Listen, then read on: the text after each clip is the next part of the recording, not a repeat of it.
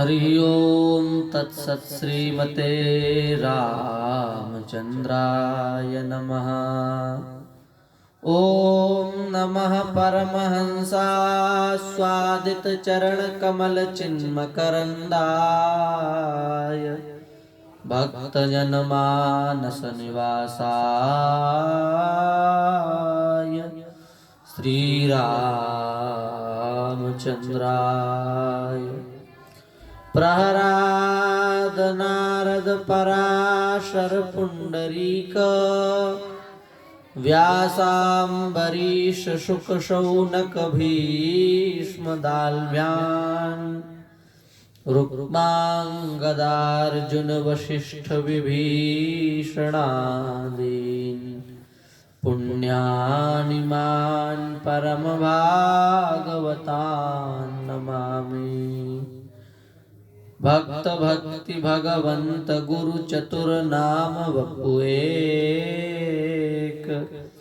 इनके पद वंदन किए नाशत विघ्न अनेक। हरिशरणम। भक्तवांछा कल्पतरु भक्तवत्सल श्री राधा माधव की अहितु की अनुकंपा कृपा करुणा से हम सभी जीव मानव जीवन का सर्वोत्कृष्ट फल सत्संग लाभ प्राप्त कर रहे हैं। हमारे भारतवर्ष की जो परंपरा और सभ्यता है वह बड़ी पवित्र और आदर्श परंपरा रही है।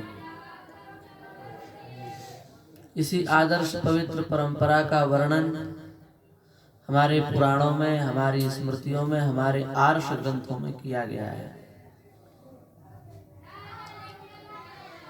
हमारी जो परंपरा है वह अत्यंत दिव्य एवं अत्यंत प्राचीन है। हमारे यहाँ दो परंपराएं रही हैं, एक राज्य परंपरा, एक संत परंपरा।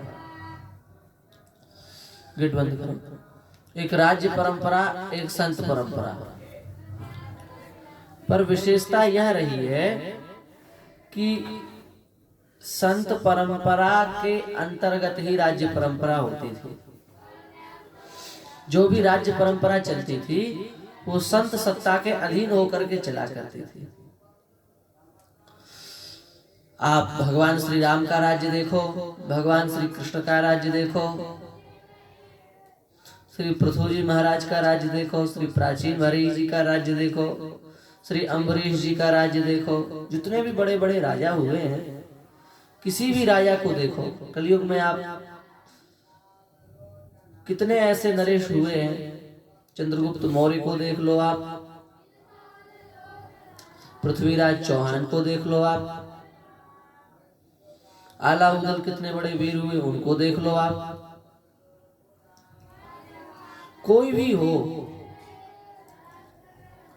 राज्य सत्ता हमेशा संत सत्ता के अधीन रही है। पृथ्वी महाराज राज्य करते हैं तो उनको उपदेश देने के लिए सनकादिक तत्पर हैं। ध्रुव जी महाराज राज्य करते हैं तो उनको शिक्षा देने के लिए नारद जी खड़े हैं। मर्यादा पुरुषोत्तम अखिल कोटि ब्रह्मांड नायक भगवान श्री राम राज्य करते हैं तो श्री वशिष्ठ जी महाराज वहां पर खड़े हुए हैं। षोडश कला कलात्मक युक्त भगवान के पूर्णावतार श्री कृष्णचंद्र भगवान जब राज्य करते हैं तो उनके ऊपर गर्गाचार्य, शांडिल्य आदि महापुरुष शासन करते हैं।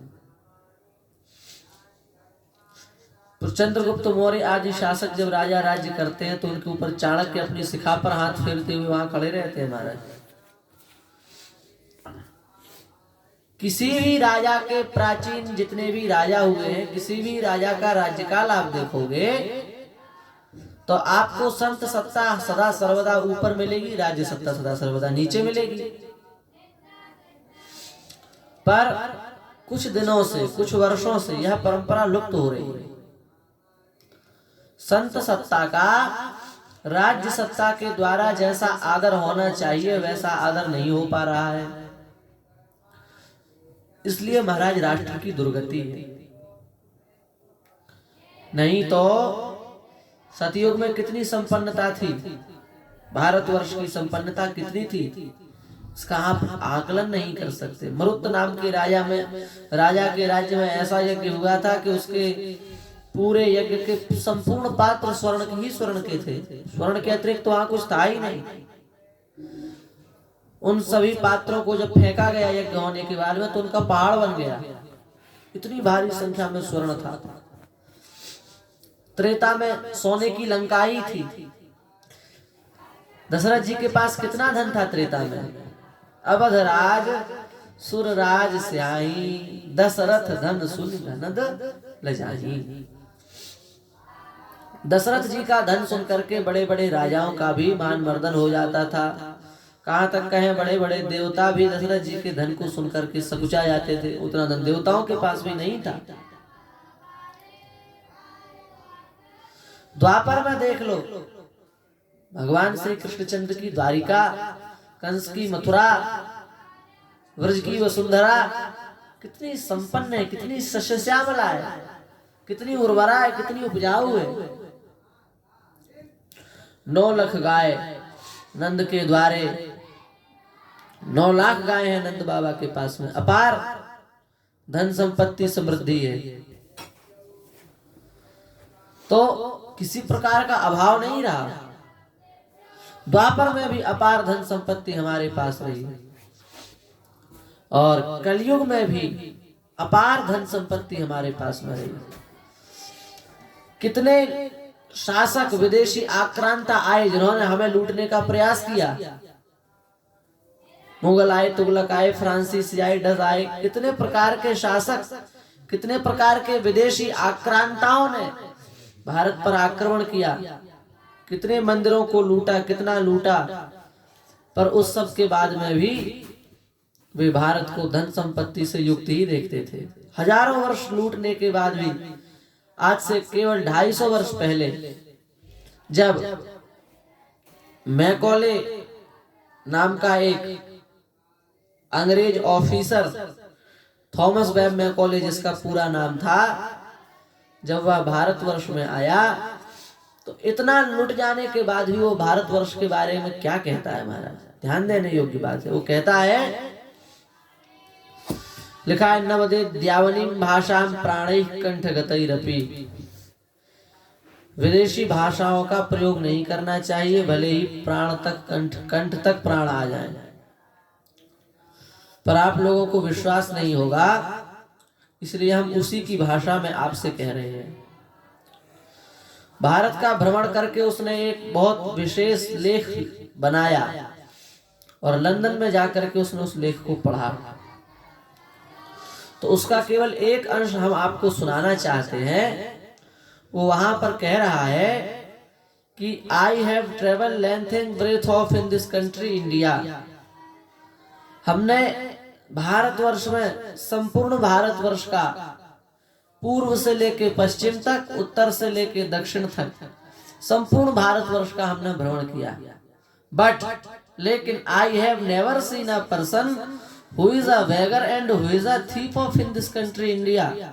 पूरे भारतवर्ष का पूर्वी छोर से लेके पश्चिमी छोर और उत्तरी छोर से लेके दक्षिणी छोर तक भ्रमण करने के बाद में हमको कोई भी ऐसा व्यक्ति नहीं मिला, never seen a person who is a beggar who is a thief, कोई चोर हो और कोई गरीब हो, ऐसा हमको कोई भी व्यक्ति नहीं मिला संपूर्ण भारतवर्ष में। पूरे भारतवर्ष की यात्रा करने के बाद मैकॉले को ये समझ में आया कि एक भी तो गरीब नहीं है यहाँ, और एक भी बेरोजगार नहीं है, एक भी चोर नहीं है। पहले हमारे यहाँ चोरी होती नहीं थी, लोगों के घर में ताले ही नहीं होते थे, क्योंकि एक एक घर में इतनी इतनी संपत्ति थी। जब लॉर्ड में ये मैकॉले जाता था, पूछता था कि आपके घर में कितने सोने के सिक्का हैं, तो घर के लोग कहा करते थे कि कितने हैं ये मत पूछो, इतना ये पूछो कितने क्विंटल हैं। क्विंटलों में सोने के सिक्के होते थे, गिनती में नहीं। आजकल तो गिनती में भी नहीं रह गए, 2-4 भी नहीं रहते लोगों के पास। पहले के लोगों के पास महान संपत्ति होती थी। वो सब संपत्ति गई कहाँ? वो सब जो हमारे पास इतना धन था वो सब कहाँ चला गया? उसका केवल एक ही उत्तर है, हमने जैसी संत सत्ता को आदर देना चाहिए वैसा आदर नहीं दिया। हमने धर्म शास्त्र का, धर्म सत्ता का, संत सत्ता का, सनातन सत्ता का जो अपराध किया, अपमान किया, उसी अपमान का फल हमको यह मिल गया कि भारत देश जिसको सोने की चिड़िया कहा जाता था, लिखा है 33% दुनिया में इंपोर्ट का काम भारत करता था। निर्यात, इसको निर्यात कहा जाता है। पूरी दुनिया का 33% निर्यात भारतवर्ष करता था। पूरी दुनिया का 100% में से दुनिया को देने का काम 33% भारत करता था। कितना होता है 33%? लगभग 200 देश हैं, एक देश 33% की पूर्ति करता था, बाकी पूरे 199 198 देश मिलकर के बाकी परसेंट की पूर्ति करते थे। इतना भारतवर्ष में धन था, संपत्ति थी, समृद्धि थी, वैभव था। पर उसका कारण क्या था? जब संत राज्य में पधारते थे तो राजा अपनी सिंहासन छोड़ करके उतर जाता था और उस सिंहासन पर संत को बैठाता था और संत के मार्गदर्शन में वो राज्य को चलाता था। इसलिए उसके राज्य में ऐसी विशाल संपत्ति होती थी। भगवान राम के दरबार में जब श्री वशिष्ठ जी आते हैं तो राम जी आसन से खड़े हो जाते हैं। भगवान श्री कृष्ण के चरित्र में लिखा है कि जब उनके पास नारद जी आए तो भगवान खड़े हो गए और उनके चरण पखारे, उनको गद्दी पर बैठाला, उनकी पूरी 1650 से पूजा की और फिर हाथ जोड़कर कहा कि हम आपकी क्या सेवा करें। तो भारत के शासक कान खोल करके सुन लें, डिजिटल इंडिया बनाने का एकमात्र साधन है कि आप संत सत्ता को स्वीकार करें। हमारे भारतवर्ष के कुछ शासकों के चित्त में यह भी आ गया कि हम तो बिना संत सत्ता को स्वीकार किए ही इस देश का विकास कर सकते हैं। अरे भैया, जब तक आप शास्त्र की मर्यादाओं का पालन नहीं करेंगे, जब तक आप शास्त्र को समझने वाले संतों की आज्ञा का पालन नहीं करेंगे, तब तक इस राष्ट्र का विकास किसी भी प्रकार से संभव नहीं है, नहीं है, नहीं है। इस राष्ट्र के विकास का केवल एकमात्र उपाय है हमारे प्राचीन ऋषि महर्षियों के द्वारा प्रकट किया जो विज्ञान है, उस विज्ञान के आधार पर यदि हम कार्य को करें, संतों के मार्गदर्शन में, बुद्धिजीवियों के मार्गदर्शन में। पढ़े लिखे तो बहुत होते हैं, पर कुछ पढ़े लिखे मूर्ख होते हैं, पर सच्चे अंश में जो पढ़े लिखे हैं उनकी सम्मति से, उनकी बुद्धि से और उनके ज्ञान विज्ञान संपन्न आध्यात्मिक जगत से आप संपर्क करके यदि अपने विकास को मार्ग देंगे तो वह विकास बहुत उत्तम होगा और उससे राष्ट्र का विकास होगा। इसलिए हम राजनीति नहीं करते, पर हम संकेत करना चाहते हैं कि हमारे द्वारा इस लोकतांत्रिक देश में वही शासक चुना जाना चाहिए जो शासक सत्ता का सम्मान करे, संत सत्ता का सम्मान करे, धर्म सत्ता का सम्मान करे। क्योंकि जब तक संत सत्ता का सम्मान नहीं होगा, धर्म सत्ता का सम्मान नहीं होगा, तब तक इस देश में न तो ज्ञान प्रकाशित हो सकता है, न विज्ञान प्रकाशित हो सकता है। जो हम वर्तमान काल का विज्ञान देख रहे हैं, ये विज्ञान नहीं है, ये तो विनाश है। इसका फल है समूल विनाश। ये जो विज्ञान है इसकी हम प्रशंसा भी किसी न किसी अंश में करते हैं, पर जितनी तेजी से संपूर्ण विश्व का आधुनिकीकरण किया जा रहा है, इससे एक न एक दिन महान विनाश होगा। हमारे ऋषि मुनि भी परमाणु बना सकते थे, सब कुछ बना सकते थे, पर मनुस्मृति में भगवान मनु कह रहे हैं महायंत्र प्रवर्तनम, महायंत्रों का जो प्रवर्तन होता है उससे सबका नाश हो जाता है। इसलिए महायंत्र जिस देश में बनाए जाएं, उस देश का भविष्य खतरे में रहता है। तो महाराज, भारतवर्ष तो छोड़िए, छोटे छोटे देशों ने भी आजकल महायंत्रों का प्रवर्तन कर लिया है। छोटे छोटे देशों के पास पता चले एक परमाणु फेंको तो पूरा देश ही समाप्त हो जाए। ऐसे छोटे छोटे चुटकी चुटकी बराबर देश हैं, पर उन देशों ने भी परमाणु बमों की रचना कर ली है। तो ये जो महायंत्रों का प्रवर्तन है, ये विकास नहीं है, ये विनाश है। इस आदर्श विकासवाद को हमारे आचार्य महापुरुष जानते थे, इसलिए उन्होंने महायंत्रों का प्रवर्तन नहीं किया। इसलिए हमारी प्रार्थना है कि हम लोगों की अत्यंत अल्प आयु है, और अल्प आयु ही नहीं है, उसमें भी अनेक झंझट हैं, तपस्या नहीं है, ज्ञान नहीं है, विज्ञान नहीं है। पर हमारे जो पूर्वज थे उन्होंने हजारों वर्ष तपस्या करके अपने आध्यात्मिक चिंतन से हम सब के कल्याण के लिए जो मार्ग प्रशस्त किया है वह किसी न किसी अंश में सच्चा है, सार्थक है। यदि हम उसको नहीं समझ पा रहे हैं तो यह हमारी भूल ही है। इसलिए हमारी आप सबसे वर्तमान काल के समय को देखते हुए यही अनुरोध है कि आप सभी लोग धर्म सत्ता का सम्मान करने वाले, राज्य सत्ता का सम्मान करने वाले, संत सत्ता का सम्मान करने वाले शासक को ही चुने और उसी को वोट दें, उसी को अपना मतदान दें। उसी से हमारा सबका कल्याण होगा। क्योंकि लिखा है, यदि प्रजा ऐसे राजा को चुनती है जिस राजा को चुनने से अधर्म की वृद्धि होती है, तो उस अधर्म का जो फल होगा वह फल प्रजा को भी भोगना पड़ेगा, उसका दोष प्रजा को भी लगेगा। तो आप धर्मशील राजा को ही चुने, धर्मशील राजा का ही वर्ण करें, जो इस संसार में धर्म का उत्थान करे, धर्म का स्थापन करे, धर्म की स्थापना करे, और धर्म के प्रतीक हमारे जो मंदिर हैं, भगवान की मूर्तियां हैं, उनको स्थापित करें। उसी राजा को हमें चुनना है, और हमें जिस राजा को चुनना है उससे यह अभ्यर्थना भी करनी है, उससे यह अनुरोध भी करना है, इस भारत देश को अत्यंत शीघ्र गोवध के कलंक से सर्वथा विनिर्मुक्त कर दिया जाए। क्योंकि जब तक भारत देश गोवध के कलंक से दूषित रहेगा तब तक इस देश का विकास नहीं हो सकता, तब तक यह देश सोने की चिड़िया नहीं बन सकता। इसलिए महाराज जब अंग्रेज आए तो अंग्रेजों ने 40 वर्षों में 10 करोड़ गोवंश को समाप्त किया था। पर जब भारत आजाद हो गया तो आजाद भारत में 50 वर्ष में 40 करोड़ गायों का, 30 करोड़ गायों का कत्ल करा दिया गया महाराज। अब 2002 या 2003 के आंकड़ों के अनुसार देखा जाए तो 5-6 करोड़ गाय बची थी उस समय। अब तो 2021 चल रहा है, 1 करोड़ गाय भी हमारे अनुमान था पूरे भारत में अब नहीं बची होगी, और उसका भी अधिकाधिक मात्रा में वध किया जा रहा है। अवैध तो कट ही नहीं है, कानूनन गाय काटी जा रही है, अवैध तो काटी ही जा रही है हजारों की संख्या में, कानूनन गायों का भी कत्ल होता है। कानून में लिखा है जो गाय अपंग हो, वृद्ध हो, लाचार हो, उसको मार डालने में कोई पाप नहीं, उसको आप काट सकते हैं। तो कसाई क्या करते हैं कि जाते हैं और सुंदर सुंदर गायों को कत्ल खाने में ले जाते हैं, और गेट पे गार्ड बैठा रहता है, वो कहता है ये गाय तो अच्छी है, ये गाय तो बढ़िया है, इसको हम अंदर ले जाने नहीं देंगे, हमें परमिशन नहीं है। तो वहीं पर डंडा लिए रहते हैं, डंडा मारा पाँव गाय के पैर में तो गाय लंगड़ा के चलने लगी। बोले देखो ये अच्छी गाय तो लंगड़ा के चल रही है, अब हम इसको काटने ले जाएंगे क्योंकि अपंग हो गई। कानून कहता है अपंग गाय को काट सकते हैं, अपंग है, हम इसको काटेंगे।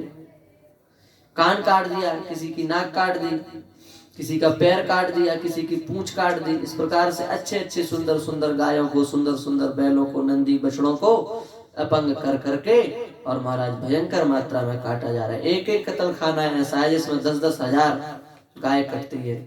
और वर्तमान काल की जो सरकार है उससे पहले की जो सरकार थी वो तो गाय काटने वालों को सब्सिडी देती थी। महाराज तुम कत्ल खाने खोलो, हम तुम्हें उसको खोलने के लिए पहले एक्स्ट्रा पैसा देंगे, जब तुम्हारा कत्ल खाना बढ़िया से चले तब तुम पैसा चुका देना। हमारा सब्सिडी मिलती थी कत्ल खाने खोलने पर।